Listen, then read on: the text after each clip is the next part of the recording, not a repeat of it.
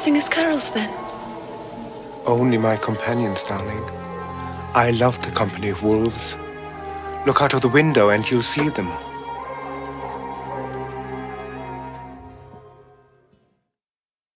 Inside me, there are two wolves. The modern academic, the man of science. Hello, everyone. Oops, sorry about that. But yes, I'm happy to be here to discuss the history of folk horror with you cinephiles today. We will be looking at some underseen classics from the 1960s and 1970s, some mid-century British history, and maybe even a little Jacques Derrida. I mean, we're all Derrida fans, I'm sure, right? And the peasant, the primitive, the creature in touch with the sensuous and the spiritual.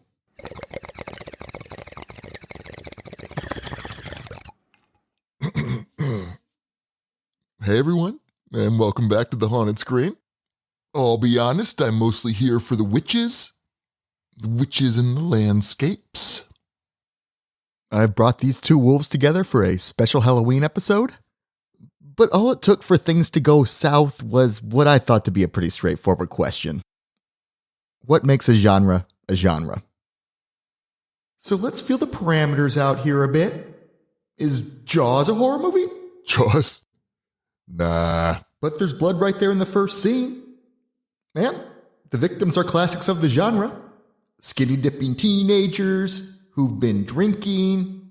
And the shark's a monster. Yeah. But nah. Why nah? I don't know, man. It's just not. Horror movies are spooky. They're scary. Jaws is like Godzilla at the beach or some shit. Wait.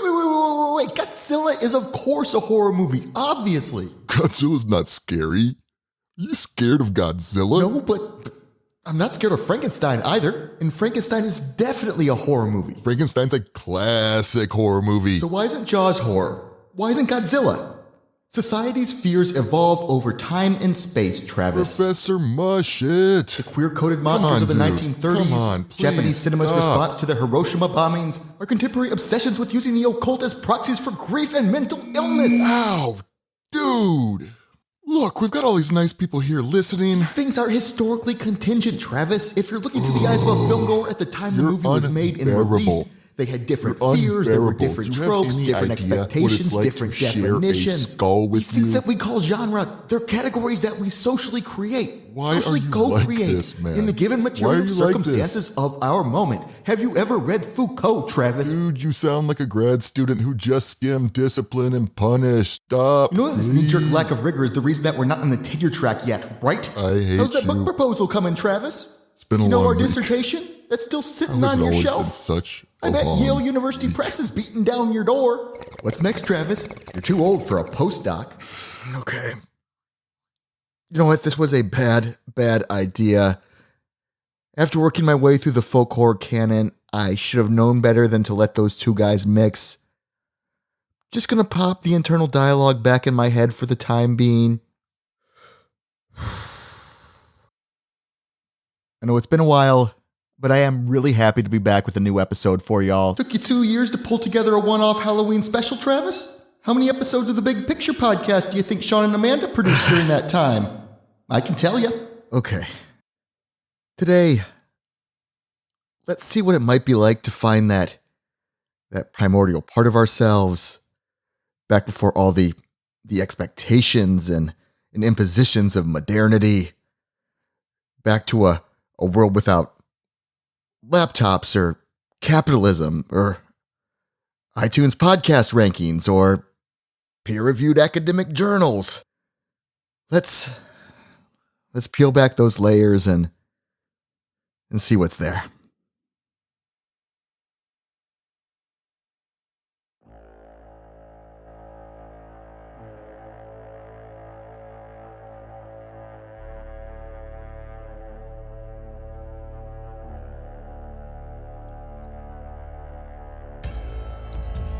A little hurdy-gurdy to set the mood. There we go. Now, if you look through the canon of folk horror, at movies that no one really disputes belong in the category, You'll find ones that are set centuries in the past and ones that take place in the present day. The horrors may be human in origin, supernatural, or ambiguous, but they're all still folk horror. Adam Scoville, a writer and researcher who is basically the dean of folk horror studies. He used appropriately vibey language when he said that these movies are tied together by, quote, the evil under the soil, the terror in the backwoods of a forgotten lane, and the ghosts that haunt stones and patches of dark, lonely water. You'll probably get the gist. Pan flutes and pagans, meadows and maypoles, modern men of science wandering into the countryside and incurring the wrath of the old gods. I guess maybe it's an appropriate time to check in with one of those men of science. Alright, dude. If we're looking for a rigorous, tweedy definition of folk horror, where's the place to turn?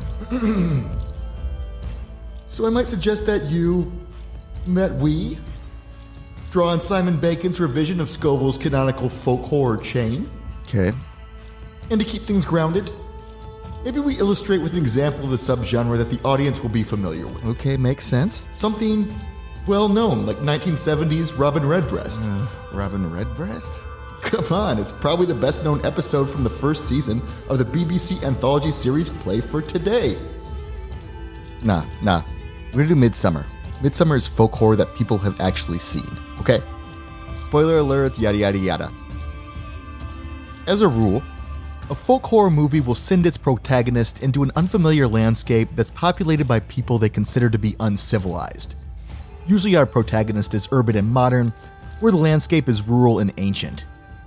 In Midsommar, our protagonist, hey, it's Danny, tags along with her truly awful anthropology student boyfriend and his pals. You didn't even know how to use JSTOR until I taught you, and you are a fucking grad student. On a research trip to visit the Harga, a pagan community living on a commune deep in the hills of Sweden. Now isolated from their own society and culture, this protagonist faces an identity crisis. Is the them they've always known, the modern, rational person, is that the real them? Or are they really the person that they're just now discovering? Danny arrived in Sweden reeling from the loss of her family. Her boyfriend sucks. Happy birthday to you. Fuck. You didn't think I forgot, did you? I'm sorry. She feels completely alone. But the communal culture of the Harga is seductive. I never got the chance to feel lost because I had a family here where everyone embraced me and swept me up. Finally, all the tension culminates in a summoning, an event, a ceremony, a death. As an offering to our Father, we will today surrender 9 human lives. Or a lot of deaths. Danny is crowned the May Queen, and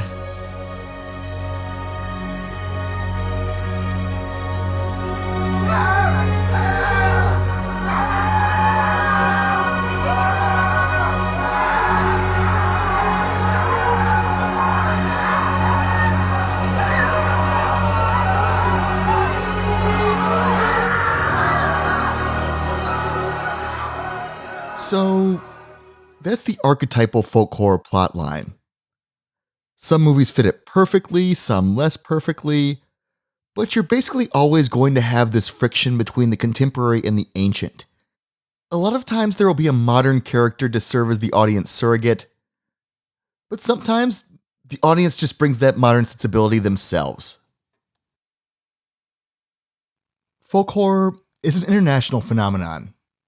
There's German folk horror, Der verpestete Milch, die Wiederkorner. Du grausige Hex, du. Japanese folk horror, Thai folk horror, เจนเสียงอะไรอ่ะ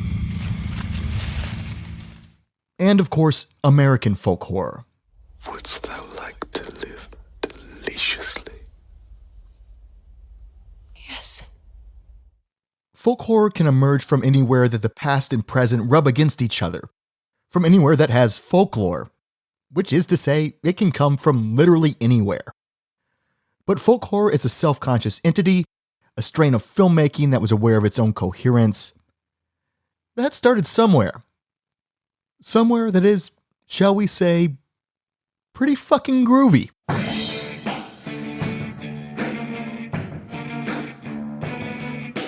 Sorry.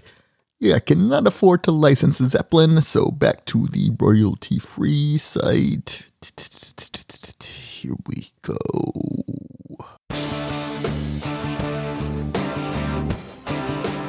What? This is a total fucking Cashmere ripoff. What's the song called? Nepal? This is a cease and desist waiting to happen, but I guess here we go. So where did folk horror as we know it originate? In Britain, in the 60s. Yeah, baby! Yeah. I am so sorry. I'm so sorry. I promise that's done. But Britain in the 1960s, pretty witchy place. I am the Black Bull of the North, the Horned One, dark ruler of mountains and all that lies beneath them. Here too, here being the US, but especially at the Electric Psychedelic Pussycat Swingers Club here in swinging London. Okay, sorry. I promise no more Austin Powers. And you know what? I think we better cut out this Nepal business. Feeling like Robert Plant's gonna come get on our case or something. Atlantic Records. Some bullshit. Oh yeah, it's nice that 9 Inch Nails put out a Creative Commons album a few years ago. Ghost 1 through 4. Thanks, Trent. Okay. Imagine that it's, say, 1969. You're 20 years old. On either side of the geopolitical volleyball net that is the Iron Curtain, the rest of Berlin remains sharply divided. The two great global powers each have a world-ending barrage of nukes aimed at one another. The policy which is being pursued is one which is almost bound to end in the extermination of the human race. Your ally, the United States, it's also prosecuting an unconscionable, unwinnable war in Southeast Asia that's racking up unhinged body counts. Peace in Vietnam was the basis for the London March. And oh, the empire that Nan and Granddad were so proud of, it's collapsing under years of oppression that its warships can no longer sustain.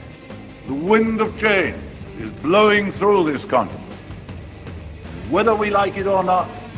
Turns out Britain's greatness is tied up in centuries of violence and exploitation. Look, I'm American. We've kind of got a messy intertwined history when it comes to this shit, so no judgment, yes judgment, but, mutual judgment. Maybe you feel like the much vaunted Enlightenment, theorized by philosophers, and in the capitalism born in Manchester's dark, satanic mills, and in the brain of your very own Adam Smith. Maybe it's all morally bankrupt. Maybe it's time to have a good think about it all. And maybe there are little slips of paper floating around. And on each slip is a few micrograms of a new chemical that cracks open your fucking head.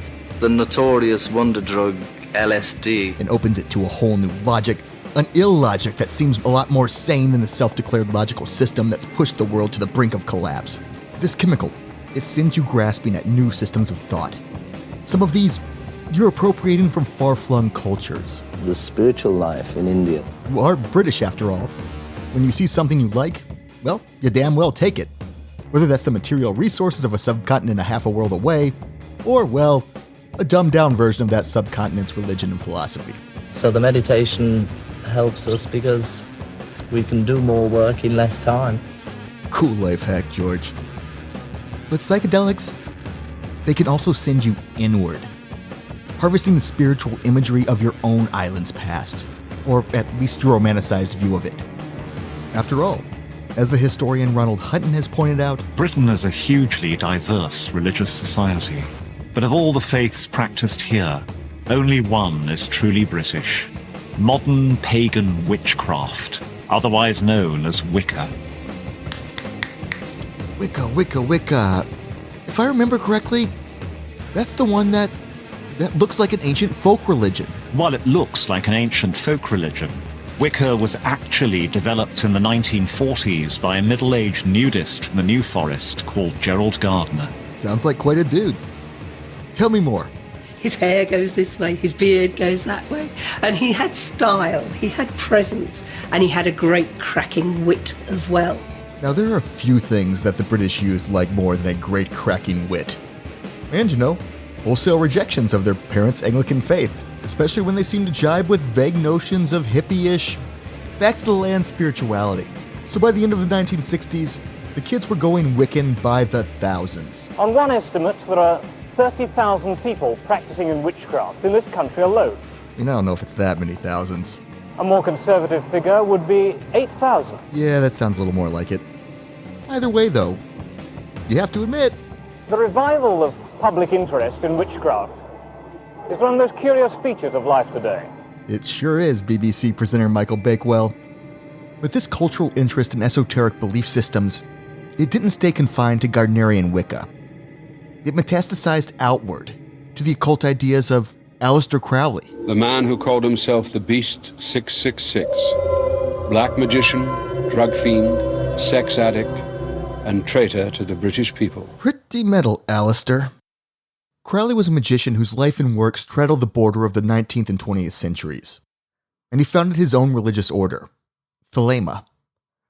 By the rise of the counterculture, his ideas were starting to get purchase. Hippies based their free love movement on his writings, and even John Lennon considered him to be a hero, putting him on the cover of Sgt. Pepper's Lonely Hearts Club. His motto of "Do What Thou Wilt" was inscribed on the vinyl of Led Zeppelin's album, Led Zeppelin III. Turns out that Zeppelin guitarist Jimmy Page was a Crowley devotee. He studied Crowley closely. He collected Crowley's paintings and books. And in 1971, Jimmy Page bought Boleskine House. Boleskine House being Crowley's estate on the shores of Loch Ness in Scotland, and, allegedly, the site where he enacted a medieval Kabbalist ritual to invoke his own guardian angel. With the British counterculture and music scene so charged up on this witchy energy, it was only a matter of time before the country's filmmakers caught up. Filmmakers have mined the more unsettling veins of folklore since basically as long as there have been movies. If you listen to the first season of this podcast, you may remember the past-haunted cinema of Germany in the 1920s, the Weimar era. There's The Golem, a silent classic about a monster made from mud that has its roots in medieval Jewish myth. And more famously, 1922's Nosferatu gives us a hideous, primordial version of the vampire that's closer to the living corpses of Slavic and Balkan legend than the suave, seductive aristocrats that took hold of the popular imagination from the 19th century on through Lestat and Edward Cullen. In that same year, the Danish director Benjamin Christensen released Haxan, which was allegedly, supposedly, ostensibly a documentary of sorts about Europe's long tradition of persecuting witches, i.e. innocent women, but it's primarily remembered for its absolutely batshit portrayal of a black mass, starring Christensen himself as the devil. But it was in that distinctly English brew of countercultural occult that the subgenre that we now call folk horror really cohered. There are 3 movies that are credited with staking out that terrain, ones that any history of folk horror is obligated to address. Every book, article, and documentary I've come across inevitably refers to them as the subgenres Unholy Trinity.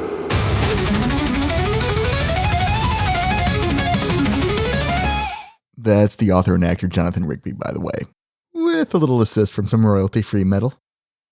But Rigby helped to popularize the term folk horror through a documentary series that he did with Mark Gatiss back in 2010 on the BBC. Those guys, they love the Unholy Trinity.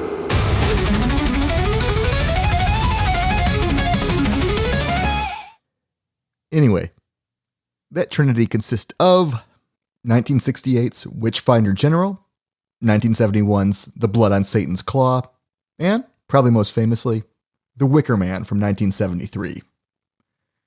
Now, these are 3 very distinct movies. Each one provides its own insight into the parameters of folk horror and into the weird countercultural moment into which the subgenre was born. We'll start with the oldest of them, Witchfinder General. Occasionally, you'll see this one called by the title it got for its American release, The Conqueror Worm. That's Conqueror Worm, W-O-R-M, in case you're having a little trouble with a lilt there. This somewhat weird alternative title was taken from a more or less randomly selected poem by Edgar Allan Poe, so that his distribution company could package it as part of an unrelated series of Poe adaptations that shared a star with Witchfinder. Vincent Price. Price stars as Matthew Hopkins. Matthew Hopkins. He went to my school. This is a different Matthew Hopkins, I hope. How do you know? He went on a witch hunt which covered the whole of East Anglia and resulted in the death of about 100 women. Yeah, it's not the same Matthew Hopkins. This Matthew Hopkins? He was a religious zealot and witch hunter who took advantage of the chaos of the English Civil War of the mid-1600s to satisfy his sadism. This sadism hits all the predictable notes of a religious inquisition. I trust you are using the prescribed methods. Drownings. Burnings. All right, lower away. Slowly now. Keep us low. And almost clinical stabbings in search of a witch's mark.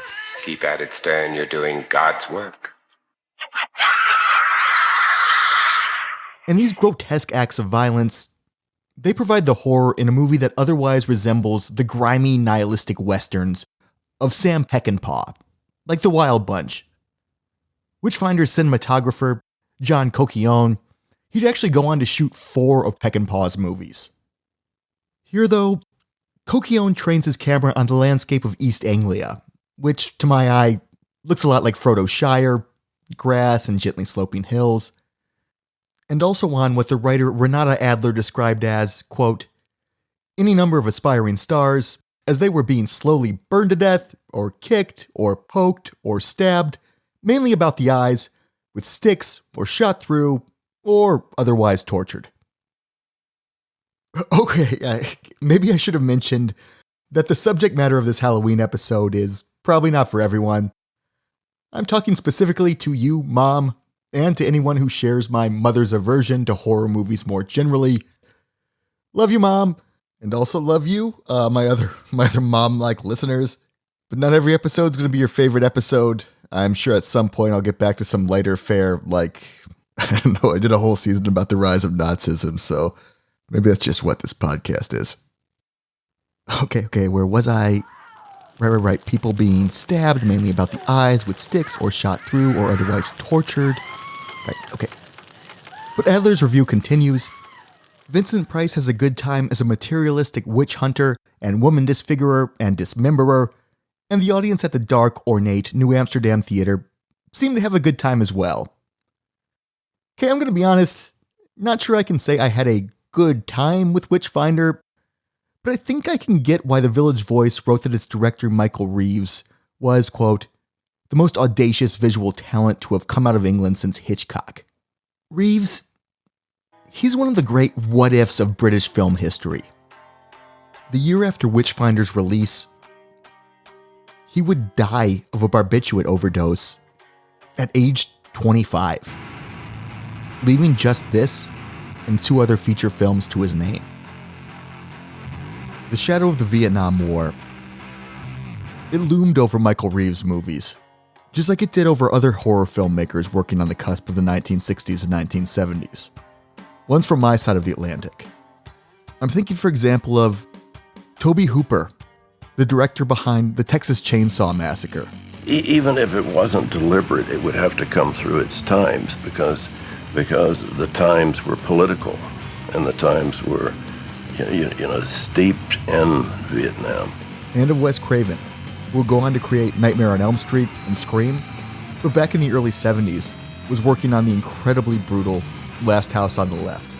My feeling when I was making it is, okay, if these people are going to be paying money to go in and see somebody killed, which in effect you're doing when anybody is doing if they go to a movie that they know is a murder thriller, then they're going to see what I feel this business is really like. It was during the height of the Vietnamese War, and I felt like America as a whole country, myself, was becoming immune to violence. We were watching it. I literally was watching people dying on my television screen while I was eating dinner. and several times caught myself, with mouthfuls of food and nausea coming over me. What, this is horrible. I mean, this is really horrible. This is kind of a hobby horse of mine, but don't let anybody tell you that the guy who created Freddy Krueger wasn't one of the most thoughtful, sophisticated artists of the late 20th century. Anyway, Last House on the Left, like Witchfinder General, it was at least in part a reaction to a society that was forcing its young people to not just endure, but enact unimaginable horrors in Southeast Asia. The day's operation burned down 150 houses, wounded 3 women, killed 1 baby, wounded 1 Marine, and netted these 4 prisoners. 4 old men who could not answer questions put to them in English. Well, at the same time, the establishment throughout the Anglosphere was clutching its pearls at any cinematic representation of violence that even approached the viciousness of the now collapsing British Imperial Project or an American government that was needlessly leaving a thick trail of gore through Indochina. When you look at it through this napalm glare, any sanctimony from older generations or authority figures about cinematic violence, it's not just prim or prissy or prudish. It's hypocritical and morally bankrupt. Witchfinder was released in summer 1968, sandwiched between 1967's Summer of Love and 1969's Woodstock Summer. So, it was kind of an awkward fit for a still optimistic countercultural moment. And it was maybe a harbinger of the coming rage and derangement of the 1970s. The Blood on Satan's Claw, though, it was absolutely of its moment. The shoot started in the spring of 1970, just before the opening gavel of a trial that I'm pretty sure you've heard of. A year ago this weekend, Los Angeles and the country were shocked to learn of a grisly trail of murders which included the death of the actress Sharon Tate.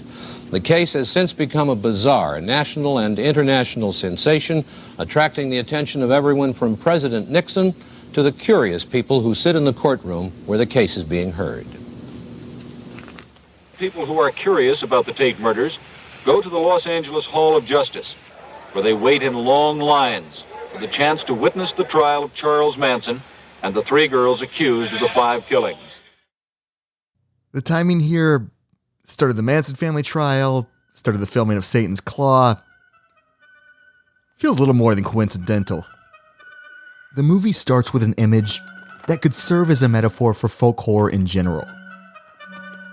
We're in the English countryside, early 1700s, and a farmer tills the earth to find a strange human skull.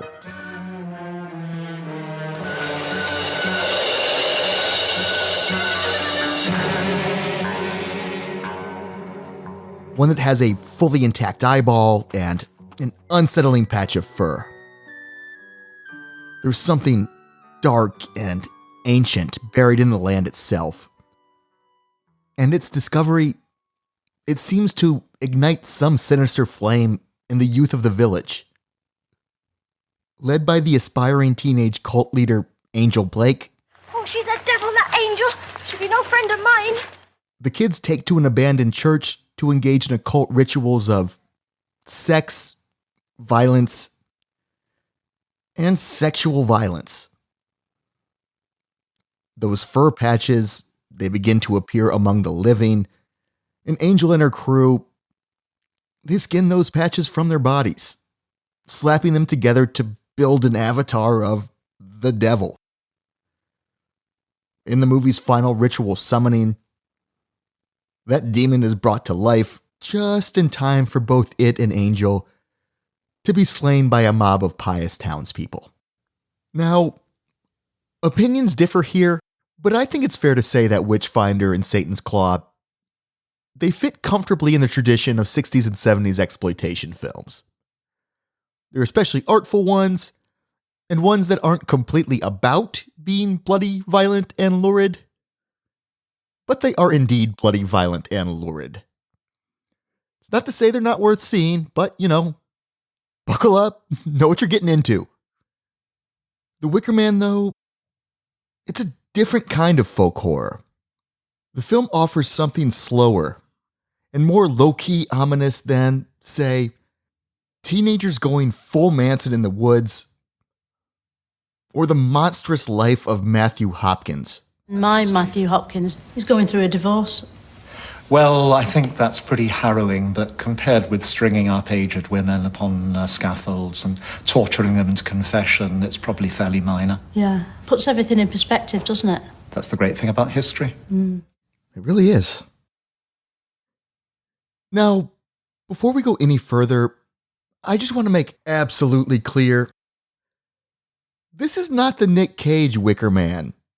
The... Killing me won't bring back your goddamn honey! Oh, no, not the beast! Not the beast! Ah! Oh, my eyes! My eyes! Ah! Ah!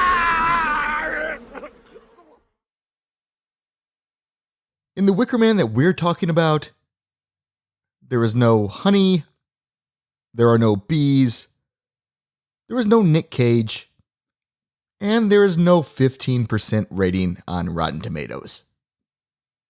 The original, the 1973 British film,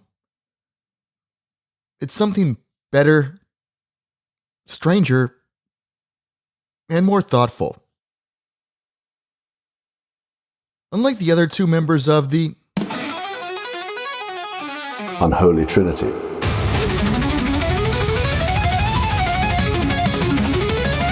The Wicker Man unfolds in the present day. A police officer, Sergeant Neil Howie, he heads off to Summerisle, a remote Scottish island where he investigates a girl's apparent disappearance. Do you know Rowan? Being a devout Christian, Howie is shocked and appalled by the Summer Islanders' paganism, particularly their lax attitudes towards sexuality. Everywhere I go on this island, it seems to me I find degeneracy, and there is brawling in bars, there is indecency in public places.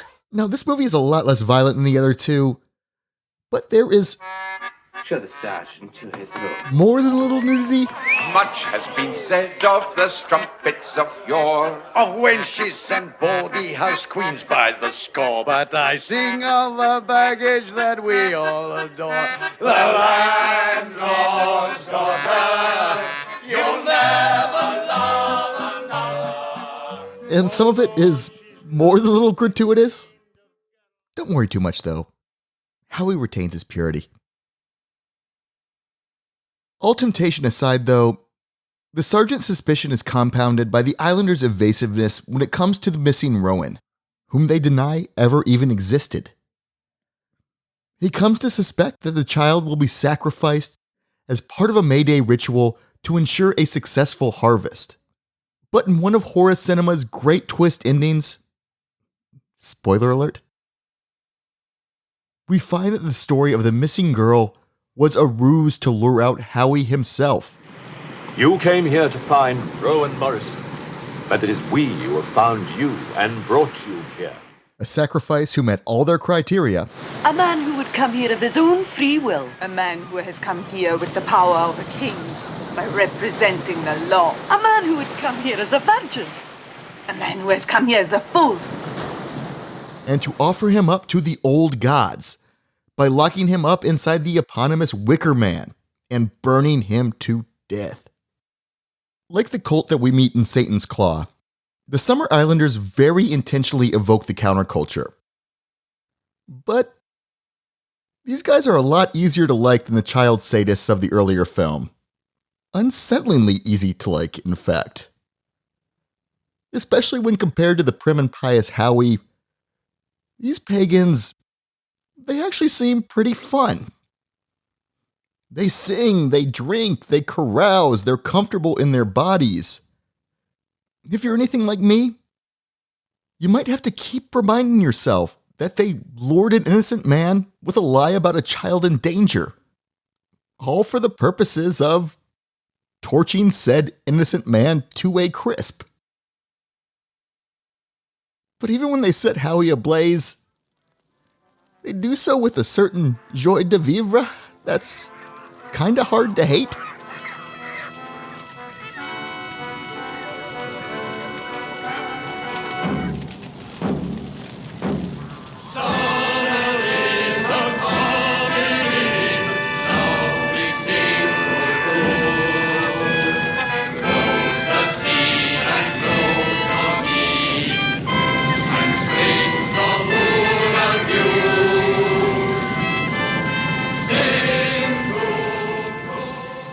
All right, you really got to see the robust synchronized arm movements of their dance to get the full effect there. But maybe the most interesting thing about the Summer Islanders' paganism is that it wasn't some holdover from an ancient past. It was something consciously introduced by modern man. It was kind of like Gardnerian Wicca. Here's Lord Summerisle, played by Christopher Lee. Then in 1868, my grandfather bought this barren island and began to change things. A distinguished Victorian scientist, agronomist, freethinker. So, with typical mid-Victorian zeal, he set to work. Best way of accomplishing this, so it seemed to him, was to rouse the people from their apathy by giving them back their joyous old gods. And that as a result of this worship, the barren island would burgeon and bring forth fruit in great abundance. This is where Jacques Derrida comes in. Yeah, you sound a little beat, Travis. Yeah, I mean, it's 1 a.m. Why don't you get some fucking sleep, brah? Man, I set this Halloween deadline for getting the episode out. It's been so long. I feel like I needed something firm to work against to make me feel the urgency. He's not going to finish it. He's going to miss his own deadline. Just like I expected, just like we all knew. Or maybe he shows himself a little grace. Oh, he's right. I'll put another pot of coffee on. I can get this done. People want their Derrida. You're just gonna screw it up, Travis. I know. I know we all helping, know how man. this goes. I don't know if that pressure's helping you get shit done. I mean, maybe he's the reason it's taken you a couple years to get this episode out. You think? No, he doesn't think. And that's his problem. That is both your Travis, problem. I think maybe you should get some sleep and do some thinking about who the problem is. Oh, it's very clear who the problem in this situation is. We're good, Mike. I'm good, Mike. Oh, don't touch my mic. Don't you even dare touch it. Wait, did you do it? Did you get him? Got him. Wait, really? Dude is gonna be pissed. He sounded pissed. He always sounds pissed. All right, brah. How about you just read out the fair use stuff, the credits, the stuff that'll keep us from getting sued, and then we're gonna revisit this next week. The people still want their Derrida next week. Yeah, I mean maybe it's worth thinking about. It is. Trust me. Trust that old wisdom, at least on Halloween. All right, y'all. We're back. Sorry for the wait, but we're back for real, I think. Music in this episode comes courtesy of the Great Pacific Garbage Vortex, Obelix, Led Zeppelin, just a little bit of Zeppelin though, like not enough to make us pay royalties. There's a song from Abydos Music, which is definitely not close enough to Zeppelin's Kashmir to sue us over. Carcass and 9 Inch Nails. In accordance with the principles of fair use, we use clips from the Company of Wolves, Midsommar, Hagazusa. Dude, I got you it. Sure? I got it. I appreciate it. It ain't no thing. Country's about to go fascist again. Everyone deserves a rest. Hagazusa, Oni Baba, Uncle Boonmi, who can recall his past lives, The Witch, Secret Rites, Vincent, Austin Powers, International Man of Mystery, British Pathé, Iconic, Macmillan, The Dick Cavett Show, Pixabay, Meeting the Beatles in India, A Very British Witchcraft, The Power of the Witch, Masters of Darkness, By Graphics, The Other Loch Ness Monster, Woodlands Dark and Days Bewitched, Witchfinder General, Conk on Britain, Postmortem, Fresh Air, CBS News, NBC News, The Blood on Satan's Claw, The Wicker Man 2006, and The Wicker Man 1973.